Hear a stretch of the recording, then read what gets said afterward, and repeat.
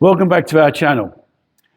I rarely ask, as I usually, and some may say lazily, leave it to the graphics to ask you guys to subscribe to our channel so that you can see new content as it's being posted, especially at this time as we are starting to trundle along at quite a clip.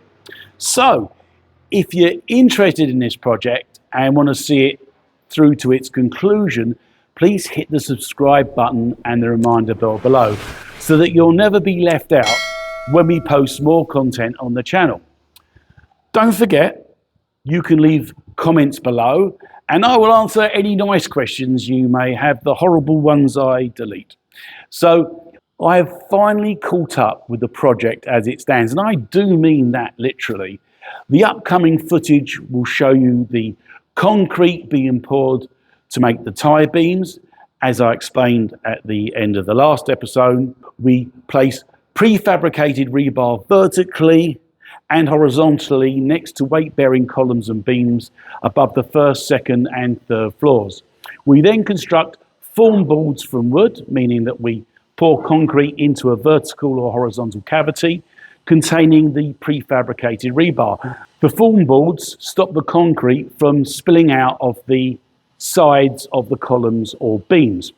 The worst thing that we want to happen is for one of these form boards to blow and concrete to go everywhere. But this rarely happens. There is a craft to making these form boards, and we're fortunate to have some of the best experts on the team skilled in this particular discipline. January 19th wasn't a particularly nice day weather-wise when we poured the concrete for the tie beams. However, I still managed to get a drone up to show you the construction workers bravely, and I say that because they're up in the air in slippery, wet conditions, pouring concrete into a very confined space. Alan Parrott braves my smelly Jeep to give some background to what we are watching. Okay, we're sitting in my sweaty, smelly Jeep, so I'm sorry for the fumes, that they're rather toxic, but that's what happens when you use a car for work, or a Jeep for work. So this is the first time. It's January the 19th today, isn't it, I believe? Mm-hmm. And it's the first chance I've had to come out here and film after my my operation on my knee. So I'm excited to see that it's gone vertical quite a way up. We've got some other film that you've done from previous, and obviously people have seen that before, they'll see this. But anyway, so what's going on today? I know that we've got the cement truck, hopefully will one day turn up here. Yeah, so we've had our inspections for the rebar for all the tie beams and the columns. We had it on Wednesday, we passed. One side of each tie beam and column was open for the inspection. So over the past couple of days we've been putting the forms up on that one side in order to enclose the rebar in anticipation of our pour today, our concrete pour of these columns and columns and tie beams for the first floor of the building. And this means that once they're poured, really there's nothing to stop us from getting the hollow core. Yeah, so currently we have the hollow core scheduled. I'm not quite certain on the date. I think it's January 29th, so about 10 days out. So after the pour happens tomorrow, they'll start stripping the forms, and then they'll start putting on the ledgers for which the hollow core will sit on. Right. In anticipation of swinging those panels. Okay. So I mean, there's a lot of guys on site today, so it's always nice to see. What are they all doing? So this is, I hate to say that it's typical, but it is typical. The day of the pour, it's doing all those last minute strapping, making sure everything's nice and tight. It's the last thing we want is we're pumping concrete into a form and there's a blowout and you get concrete everywhere. So they're just tidying everything up, ensuring everything's tight, secure, braced, so we have a nice smooth pour the course of the day. Right. How long's the pour going to take? A day, you said? Yeah, it'll be, none of the concrete trucks are here yet. It's about 11 o'clock. We get the pump truck here. I'd imagine that, we'll be here pouring concrete to about 4 o'clock. I mean, I'm not being funny. It's not the most exciting thing to see anyway. Is it? Or you basically a nozzle going into a hollow thing, just filling it full of concrete. It's not too exciting. Probably the most exciting part of this is, watching these tradespeople basically walk on a tightrope on the top of these tie beam forms. Yeah. With the pump in their hand, pouring the concrete, make sure everybody stays safe today. Sure. And so I see that, and I haven't been down here for ages, so this is the first time I'm seeing it, and obviously when I reviewed the video that you very kindly shot for me, I'll see that the stem walls have all gone vertical as well, all the way around. Yeah, so the stem walls were done prior to the slab pour, and then we started to do the perimeter CMU block walls. So stem wall is subgrade, and then now that we're above grade, we're they're exterior CMU walls. We installed those. We installed the rebar in them, got inspected, and poured those cells. Yeah. So there was a pour well, you've got that. prior to this. But you've got that on film anyway, so I can show the guys back home here. Yeah. So might be a bit shaky, the camera, but I'm sure it is. I can't sit still. I can't just put it on a tripod and wait. So I stand in one position for about 5 seconds, and then I start walking around the entire site. So anyone out there that's seasick from watching his filming, we apologise right now. Okay, so look, as I said, the cement trucks haven't turned up yet, so I was hoping to get a shot of that, but we'll have to reimagine the concrete being put. I call them cement trucks, but I don't know why that is. That's the English in me. Yeah, it's the English in me. I know they're concrete trucks, and in fact, one has just pulled up behind me as we are talking, so that'd be a nice drone shot. It's raining here, so I don't know how good the drone shot's going to be, or how long the drone may last. It may just hopefully it doesn't take a dive. Yeah, take a fritz and dive. Hope not. Anyway, okay, lovely. Thank you very much for filling us in. Pardon the pun. Yep. And we'll be getting together very shortly. Great. Thank you. In the spirit of honesty, Alan considered doing the interview in the cold rain rather than inside my smelly Jeep.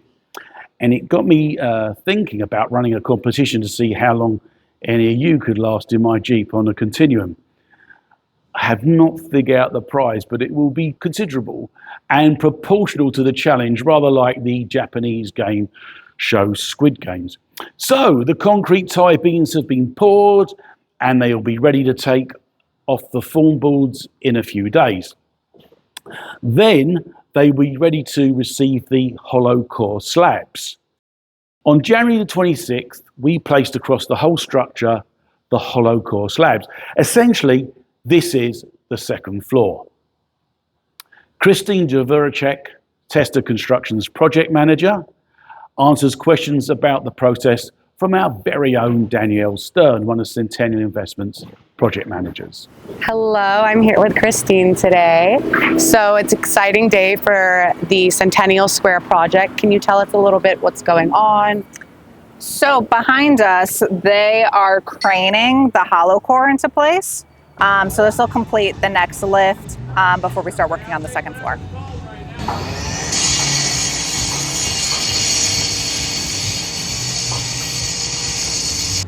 So tell me, how long will this whole process take as far as getting the whole shell scheme complete to the 4 stories? Shell is tracking to be completed around May, June. As far as the hollow core that they're installing today, they're going to crane everything into place by the end of today. And then from there, they're going to finish the installation, put the topper on, get everything completed, go to inspection, of course. And then they'll start with the CMU on the second floor. So after you finish the hollow core, what is the next steps? Shell, every lift that you do on shell is a little repetitive in a sense. There's a basic sequence that we have to follow. So once we finish this hollow core installation, they're going to start with CMU, install the CMU, install the columns. So columns, you have the forms, the cages that go in, and then once that's completed, then we're going to pour things, and then we go to tie beam again, forms, build the cages, Once all of that's completed, then we're going to start the process again with the hollow core, install the next floor, and then it repeats again. So it's very repetitive. Yes. And then you see a beautiful finished product. So right now in this process, how much crew do you usually see on site? Generally, for a size of this project, we're looking around 10 or so people every day. When you have special crews that come on for the craning, like today, you have your crane operators, you're going to have your callers that are going to be out there more directing, checking to make sure that the space is clear, things like that. So on a day like today, you'll probably see about 15 people out there. But it's very dependent. A lot of times with Shell, you have certain workers that only do certain stages of it. So you'll have someone that works as a mason and they just install the CMU. Okay. You'll have someone who does rebar work and they just build the cages. So it fluctuates given what part of the process we're in, but roughly 10 plus people is pretty standard right now. Yeah. So thank you very much for joining us today, and we look forward to seeing you very soon. On the next lift? Yes. On February the 6th, the concrete topper was poured over the hollow core to form a smooth concrete floor and glue everything together, for want of a better technical term. Another inclement day with the wind gusting at 15 to 20 knots meant that I could not throw a drone up and expect it to come back to me when I finish filming. But Christopher Stenton, the site superintendent, has a connection at the hotel next door with a rooftop bar that conveniently overlooks our project. So I was able to get some footage of the concrete being poured and smoothed out over the hollow core. I managed to hold captive Christopher Stenton and Christine Dvoracek long enough to give us some insight into what was happening. Hello, my name is Christopher Stenton of Test Construction, site superintendent here at 408 Southeast 2nd Street, Delray Beach. This is Christine You Dvoracek, introduced me. the project manager and big boss. Today we are pouring the hollow core topper of the first lift. So we're out here pouring. We have about 2 to 3 inches going down, and they're just finishing off right now. We're about halfway through. Today we're going to use about 40 yards of concrete to top this deck here. The topping essentially is the hollow core planks. They come in slabs. Sometimes they're a little bit uneven. They just can't fabricate everything perfectly. So with the lifts and whatnot, we put a nice concrete topping over the top to get everything flush and level, make a nice solid concrete floor for your second story residence, so you're not tripping over anything. So after this, they are going to strip the forms off of the hollow core where the forms were in place for the topper to reach. That's all going to strip off, and then they'll load block in, and we're going to start putting up CMU for the second floor. Once we get CMU in place, they're going to start putting up forms for the columns, eventually start putting rebar in, the cages for the tie beams. But once we get this done, it's going to start looking pretty nice.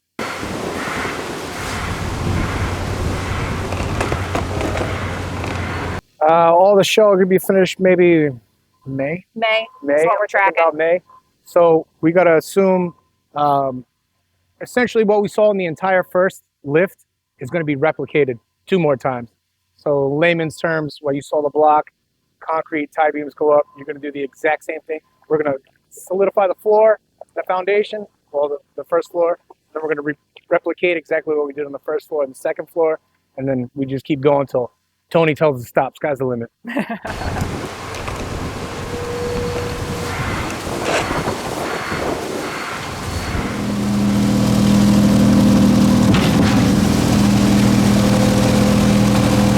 We've already begun planning for the interior MEPs and the just the layers that go on inside. We have to right now consider how the air is moving through the house, electricity, plumbing, all these items.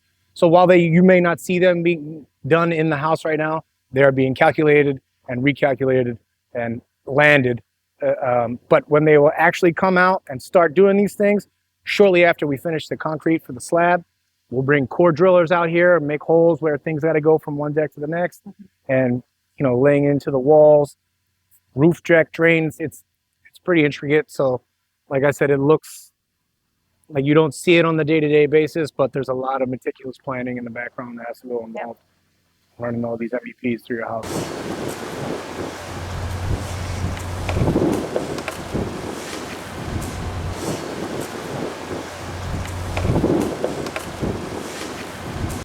Chris, correct me if I'm wrong. We got 40 yards going. There's about 10 yards of trucks. So we're thinking about, thank you, do my math. We're looking about 4 to 5 trucks today. Yeah, you are not wrong. It's 40 plus, so 40 will be 4 trucks.